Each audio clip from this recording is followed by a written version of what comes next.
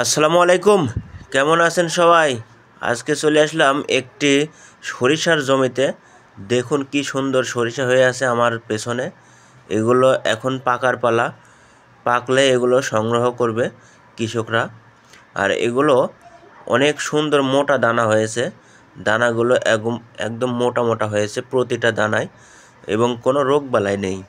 একটু বাতাসে অতিরিক্ত ভারী কারণে পড়ে গেছে। দেখুন আমার পেছনে দেখতে পাচ্ছেন অনেক সরিষা পড়ে গেছে, এমনিতেই পড়ে গেছে। এগুলো হালকা বাতাস হচ্ছে, এমনিতেই পড়ে গেছে।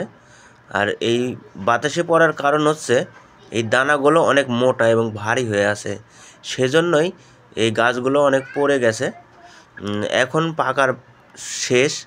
এখন এগুলো সংগ্রহ করবে, 10 দিনের মধ্যেই সংগ্রহ করবে। এগুলো সংগ্রহ করে বাড়িতে প্রায় 5-6 দিন রেখে এগুলো দেখুন কি সুন্দর মোটা দানাগুলো।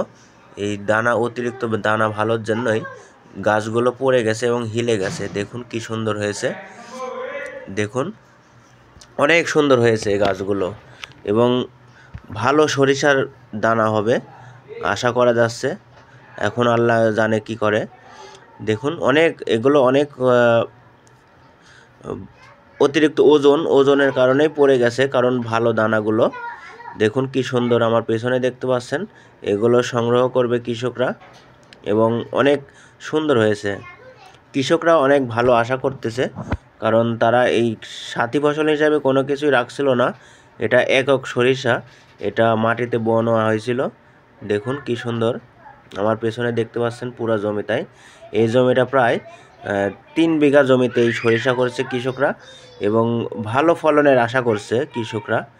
দেখুন এই 3 বিঘা জমিতেই পুরোটাই হচ্ছে সরিষা। আর এই সরিষা ওঠানোর পরই এখানে ধানের চারা রোপণ করবে। ধানের চারা রেডি আছে।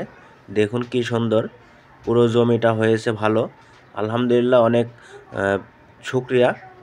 দেখুন পুরো জমিতে অনেক ভালো হয়েছে, এবং সরিষার দামও ভালো। দেখুন কি সুন্দর।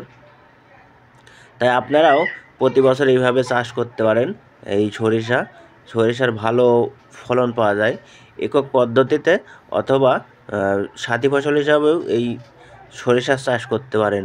সাথী ফসল হিসেবে আপনার আখের জমিতে এই সরিষার চাষ করা যায়, এবং সাথী ফসল হিসাবে আপনার গমের ভিতরেও 2-1টি করে রাই অথবা সরিষা দেওয়া যায়, এতে অনেক ভালো ফলন পাওয়া যাবে।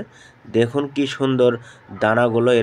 দানাগুলো অনেক মোটা এবং তরতাজা। দেখুন কোনো রোগবালাই নেই কোনো রকম, কিন্তু অনেক ভারী এবং ওজনের কারণে পড়ে গেছে। ধন্যবাদ সবাইকে, ভালো থাকবেন। আল্লাহ।